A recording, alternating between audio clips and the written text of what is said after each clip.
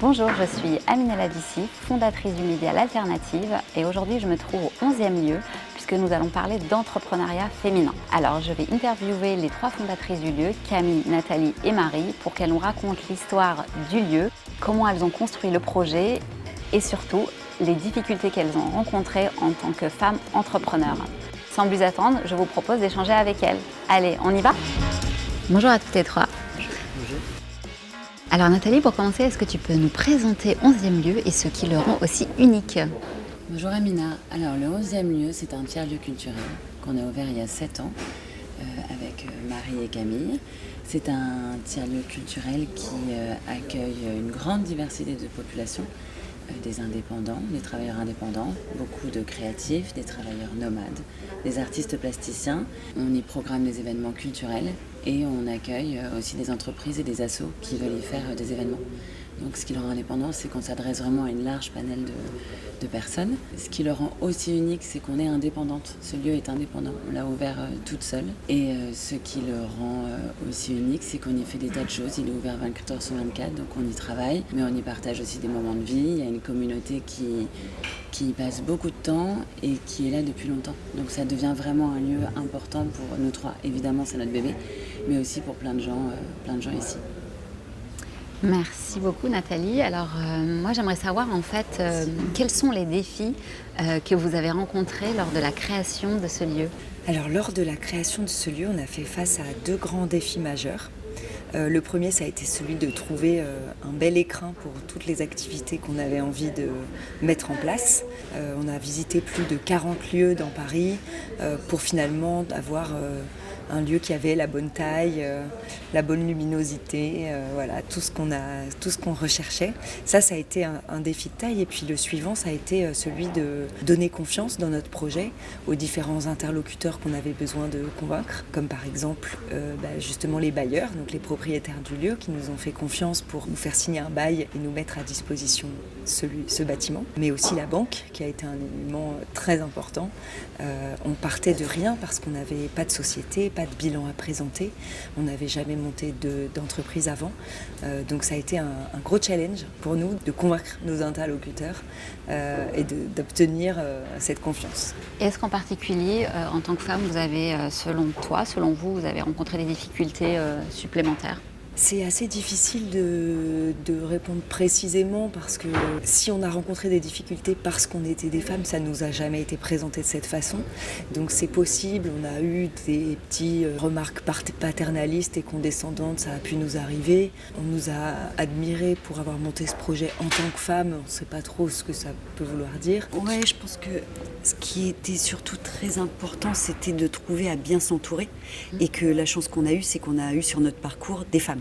Ce qui fait qu'en fait, on était vraiment dans un dialogue femme à femme. Est-ce que ça a favorisé l'aboutissement du projet? Peut-être. En tout cas, on se comprenait. Et surtout, on a eu des personnes en face de nous extrêmement déterminées à nos côtés, à nous faire avancer et à trouver la bonne voie pour réussir à faire passer notre dossier. Donc, je pense à notre conseillère bancaire. Je pense à la chambre de commerce, où c'était une femme qui a accompagné le projet. Également la mairie de Paris, qui a été un super soutien sur des moments clés, justement, du permis de construire, de plein d'étapes qui jalonnent un projet comme celui-là. Et c'est vrai que ces personnes clés, c'était des femmes en face. Donc nous, on se sentait en confiance. Et puis, on peut peut-être parler aussi de sororité, d'envie de faire avancer un projet qui, en plus, à l'époque, parce que maintenant, ça remonte à plus de 8 ans, les tiers-lieux, il y en avait, mais c'était pas encore dans le paysage aussi implanté aujourd'hui. Donc il fallait aussi que ces femmes soient notre relais, je pense à la banque, pour aller convaincre plus haut, pour avoir l'accord du prêt, parce que là, c'est pas nous qui allions plaider. Donc voilà, il fallait que les informations passent bien, qu'on comprenne bien ce qu'on voulait faire, que ce nouveau mode de travail était aussi l'avenir. Et enfin voilà, nous, on en était convaincus. Ouais. Est-ce que vous avez un peu des conseils à donner à celles qui veulent entreprendre des projets, j'ai envie de dire d'envergure, parce que c'est quand même un lieu, il y a beaucoup de projets dans le projet, hein, vous les avez un petit peu décrits, mais quels seraient les conseils que vous aimeriez donner à celles qui ont envie de se lancer dans ce type de projet? Alors je pense que vous serez d'accord, une petite dose d'inconscience, où tu avais employé un autre mot, J'aime bien le mot naïveté. La naïveté, c'est joli, c'est ce qui appartient le plus souvent aux enfants. Et je pense que quand on a, comme disait Camille, pas d'historique de création d'entreprise et qu'on veut se lancer dans un projet qui est un projet humainement très intéressant, loin du schéma de la start-up et un projet qui demande un engagement en termes de temps et d'énergie même physique au départ, il faut être naïf. Il faut avoir une grande confiance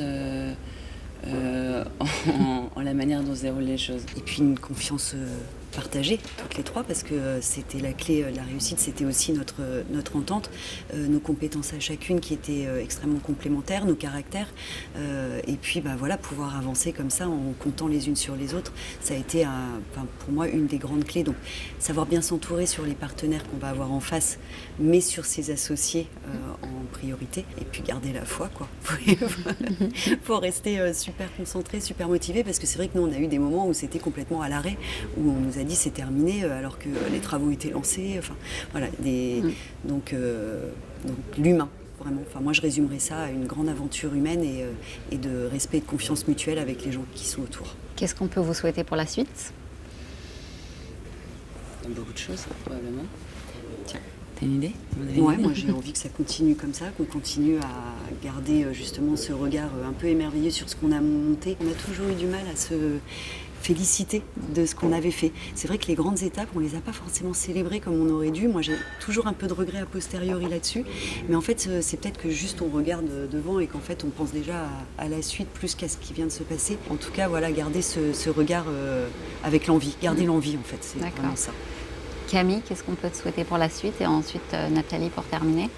Souhaiter, je pense surtout pour le projet qui continue à vivre comme il vit aujourd'hui, dans un univers un peu incertain parfois. On est un lieu qui est aussi important pour plein de gens et on n'a pas envie de les laisser tomber. Donc l'idée que ça puisse vraiment continuer et rayonner encore plus loin, et puis nous souhaiter plein de projets aussi à faire à l'extérieur. Moi, je pense qu'il fallait un grain de folie pour monter ce projet, on l'a dit. Je pense qu'il fallait aussi une forme d'engagement. Quand on dit que les femmes quittent parfois les entreprises pour monter un projet qui les anime, là c'était le cas. Et je nous souhaite qu'il reste un grain de folie au quotidien, que ça continue nous aussi de nous animer, d'être ici, parce qu'on y passe beaucoup de temps. C'est un challenge sur, j'espère, encore plusieurs années. Merci beaucoup. Merci.